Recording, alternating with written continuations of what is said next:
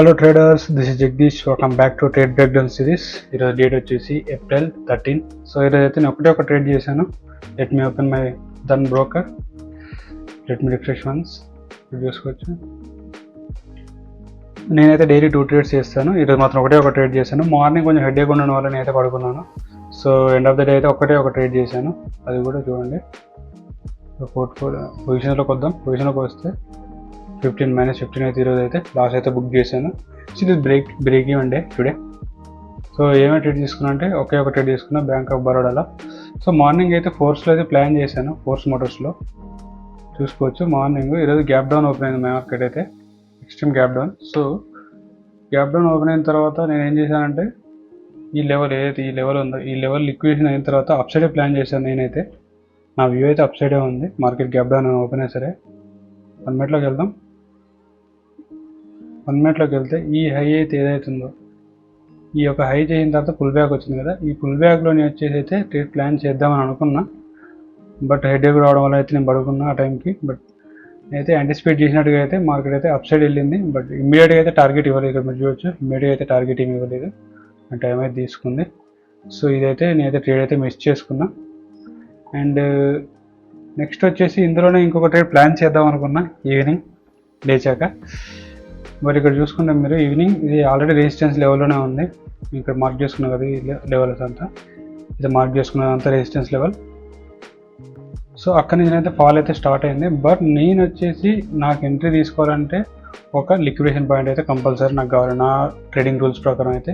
So ఇక్కడ ఏదైతే red line అయితే డ్రా చేశానో ఈ రెడ్ లైన్ అయితే తీసుకోలేదు, ఈ రెడ్ లైన్ అయితే క్రాస్ చేయలేదు. రెడ్ లైన్ క్రాస్ చేసింటే మాత్రం నేను సెల్ సైడ్ ఒక ట్రేడ్ అయితే ప్లాన్ చేసేవాడిని. సో నేనైతే ఈ ట్రేడ్ అయితే తీసుకోలేదు.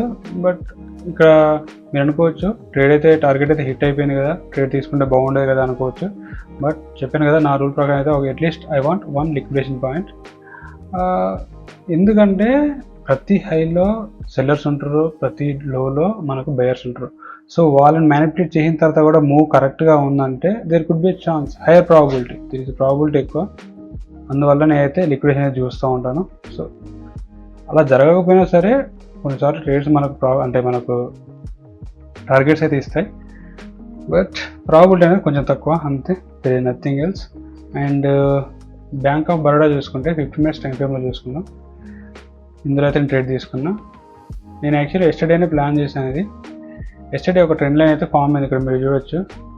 ఇక్కడ వచ్చేసి ఎస్టర్డే అయితే ఒక ట్రెండ్ లైన్ అయితే ఫామ్ అయింది. బట్ గ్యాప్ డౌన్ ఓపెన్ అయిన తర్వాత నేనైతే ట్రేడ్ అయితే ప్లాన్ చేయలేదు. గ్యాప్ డౌన్ ఓపెన్ అయింది కదా అని చెప్పేసి అయితే నేనైతే ఇగ్నోర్ చేశాను దీన్ని.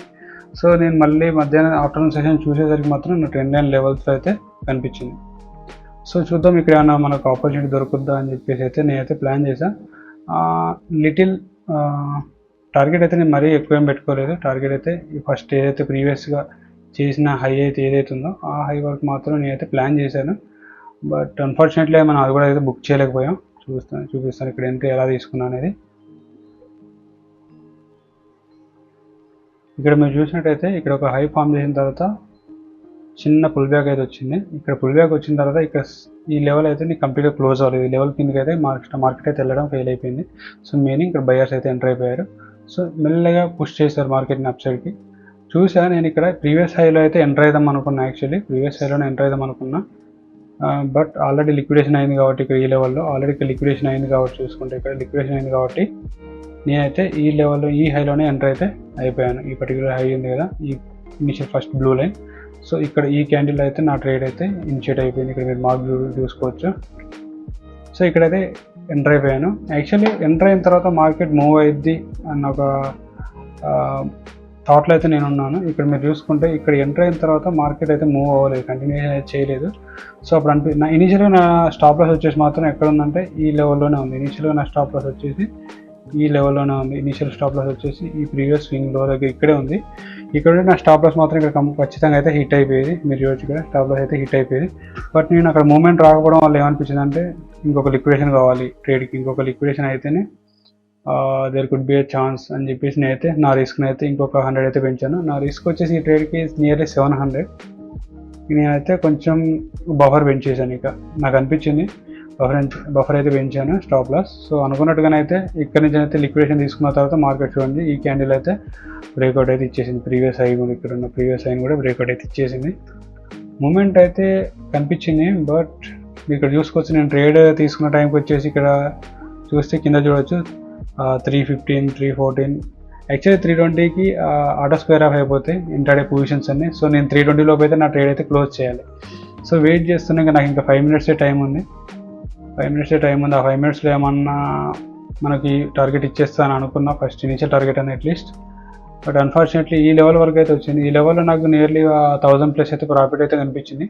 బట్ నేను ఆ టైంకి నా స్టాప్ లాస్ వచ్చేసి బ్రేక్ ఈవెన్లో పెట్టేశాను. సో అందువల్ల అయితే ఈ ట్రేడ్ అయితే ఇక్కడ చూసుకుంటే మీరు ఈ రెడ్ క్యాండిల్లో, సో ఈ పర్టికులర్ గ్రీన్ ఇక్కడ ఉంది కదా, ఈ కింగ్ క్యాండిల్ అయితే నా యొక్క ట్రేడ్ అయితే కట్ అయిపోయింది.